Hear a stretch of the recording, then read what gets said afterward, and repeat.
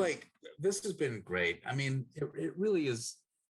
It's all about community and how that community responds to us. What are you hoping for with Howdy Curiosity? Where do you see this, and what's this stepping stone for the next thing that you're going to do? Because my guess is that you've got a whole bunch of things that are still coming out there. Well, I absolutely agree that I've got a whole lot of things that are still, yet to come out, because that's Yep. the joy of being curious. It's, Yeah. if 5 years down the road I find I'm really interested in some other field, why not go down that rabbit hole? But yeah, for Howdy Curiosity, I for me, building it and planning it and designing it has been a great exercise in curiosity personally. I mean, the dry erase board behind me, those are all notes for assets I'm creating for Howdy Curiosity. It's pushed me to really pull together a lot of my project planning and project management skills and product management skills and a lot of my technical skills from stuff that I, started doing as a HubSpotter.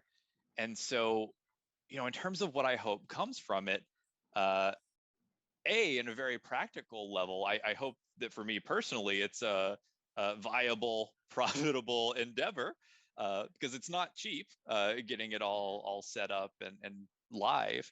But I also, you know, I hope that if we revisit this conversation next year, I'm Mm-hmm. telling you success stories of Great. people who came in to Howdy Curiosity feeling like I might be interested in this, but I don't know if I have what it takes, who have spun up and created something beautiful and that gives them an amazing sense of meaning. Yeah. Well, I look forward to you coming back and telling us all about that. That would be really Dr. great. Joe, it would be an amazing connection with IM Institute and Drug Story Theater, right? Because, Blake, I think the most horrific thing to see is a really good idea just not get executed, right? An idea, it floats there and then withers and dies. And without execution, it's worthless. Mm. And I know he's talking about me. No, I'm not. No, I'm not. I'm not. And because there's so many ideas, but to have someone like Blake be like, no, let's like think this, let's hatch it. Let's do this. Yeah.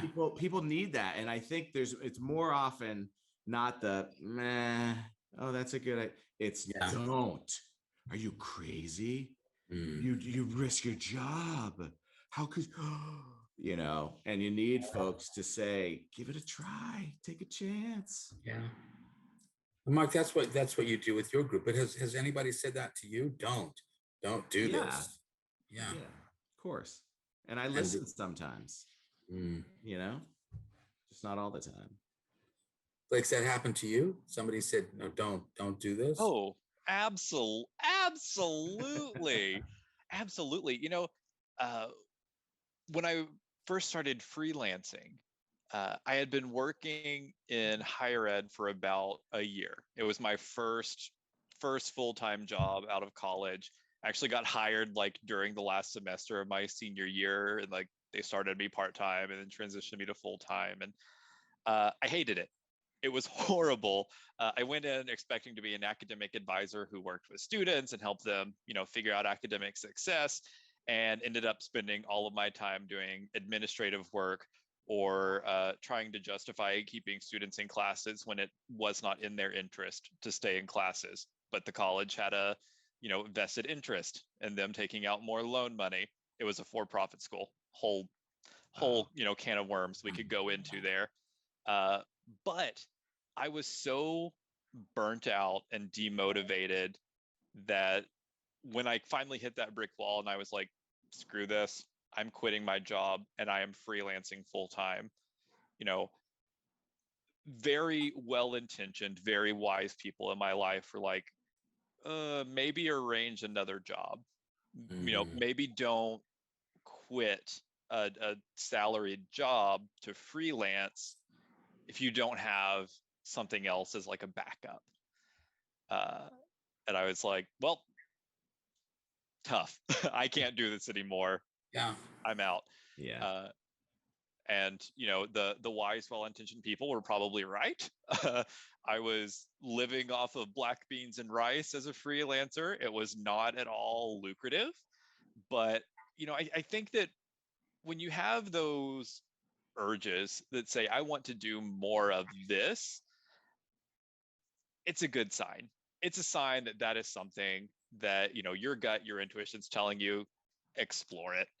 If I did it over again, I probably would not have done freelancing full time. I probably would have gotten a part-time job at a coffee shop and then spent the rest of my time freelancing.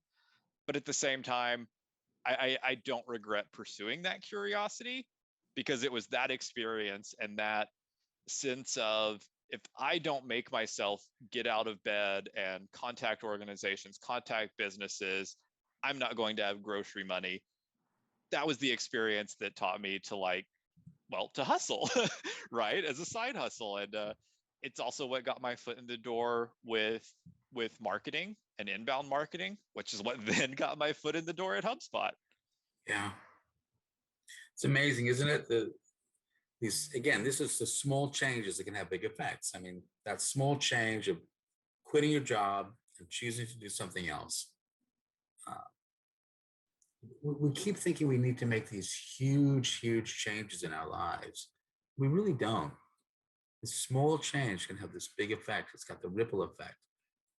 But then it sounds like people liked what you were doing, enjoyed what you were writing, and kept saying, we value you with this.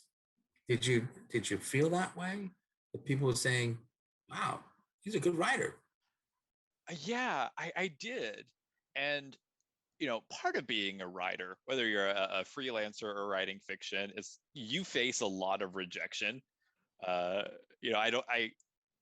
can't even count the amount of pitches I sent out, especially during that freelancing part of my life, that were either no responses or kind rejections or less than kind rejections.